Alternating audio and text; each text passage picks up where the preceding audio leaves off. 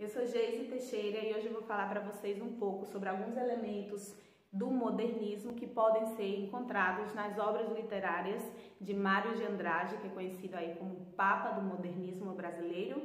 E essas obras são Macunaíma e dentro do que são os contos de belas artes, eu vou falar sobre o Besouro e a Rosa. Sobre Macunaíma, a gente pode observar aí que é uma rapsódia que traz muito do folclore brasileiro, muitos elementos característicos do folclore brasileiro. Então a gente já tem aí um elemento que é a nacionalidade, essa questão de apresentar o nacional. Vamos ver também que se trata de uma obra que tem a linguagem coloquial, que era justamente o que os modernistas traziam para esse momento, a diferença que eles faziam, uma linguagem mais perto do habitual, do que se utiliza no Brasil, deixando de lado aquela linguagem portuguesa formalizada.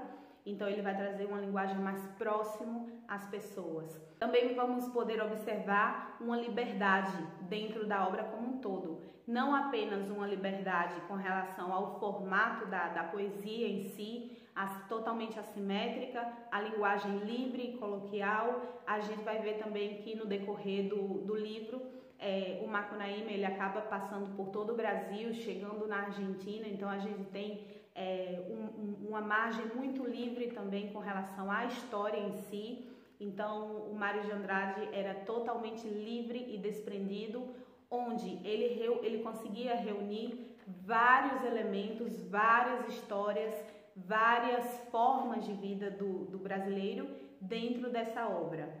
A gente vai ter também a presença de um herói, né? Como era de se esperar no decorrer da literatura, sempre existia, mas esse herói em questão, que é o Macunaíma, ele traz uma desconstrução do que seria um heroísmo, um protagonista das obras anteriores, dos movimentos anteriores, tá? Dessa vez o Macunaíma, ele é uma pessoa totalmente irregular, digamos, com relação a características, é uma pessoa feia, é uma pessoa preguiçosa, então ele acaba sendo um herói que não parece com aquela perfeição de heroísmo, com aquela perfeição que trazia as outras versões da literatura, os outros momentos da literatura. Então o modernismo ele vai trazer isso, uma desconstrução também com relação aos heróis, com relação ao que se espera de um protagonista. Como eu falei anteriormente, ele traz muito do folclore brasileiro, mas ele traz também a questão da língua, né, que é bem nativa, e traz também a marcação do que é o povo brasileiro com relação à etnia. Então é apresentado também em Macunaíma as três etnias brasileiras que construíram o Brasil, digamos, que é a branca, a índia e a negra. Essas três etnias, eles fazem o nascimento dessas três etnias, então é uma coisa muito bonita de se ver e faz parte também do modernismo, onde existe a presença do nacionalismo e é bem marcante, dá para ver muito nessa obra. Ainda falando sobre a linguagem, tem aí essa linguagem coloquial, essa linguagem mais próxima, mas no final do livro ela acaba utilizando uma linguagem mais formalizada, como era de se esperar para a literatura anterior, como vinha naquele momento, né? A diferença é que ele utiliza essa linguagem com relação ao parnasianismo através de uma sátira, através de ironia, né? Ele utiliza essa linguagem formal para sorrir do parnasianismo. Então ele traz humor também para dentro da obra. Outra característica do modernismo. A gente também pode observar aí a questão da metamorfose, né? Quando o Macunaíma ele se transforma em adulto, então a gente vai ter aí essa parte lúdica, essa parte de transformação, que também é outra característica do modernismo. Agora falando um pouco sobre o Besouro e a Rosa, também podemos observar uma linguagem coloquial. A gente pode observar também com relação à família da Rosa, né? Aquela questão do parnasianismo, a questão da visão que eles tinham com relação à mulher, com relação a como a mulher deveria se portar, digamos.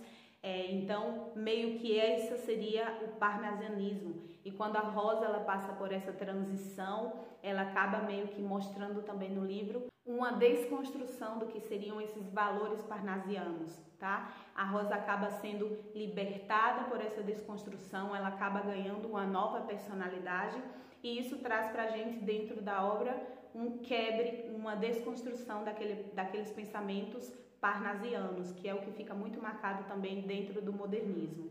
Outra característica que podemos ver é que a Rosa ela acaba não tendo um final feliz, né? Aquele final de contos de fadas todo perfeito que existia em obras literárias antes do modernismo. Então a Rosa ela acaba tendo essa finalização aí não tão perfeita. Traz um romantismo muito mais real, com todos os problemas que podem existir, tirando aquele aspecto de perfeição. Podemos ver também características sexualizadas, né? Assim como em Macunaíma, também traz muito fortemente esse detalhe da sexualidade, da sexualização como um todo, então também seria uma característica do modernismo. Traz também a questão do mágico com a transformação do besouro, né? Então a gente pode observar essa parte lúdica e mágica também dentro dos contos de belas artes. Então é isso, para não ter que ficar muito mais longo esse vídeo, nem ter que entrar em detalhes do texto, eu vou ficando por aqui.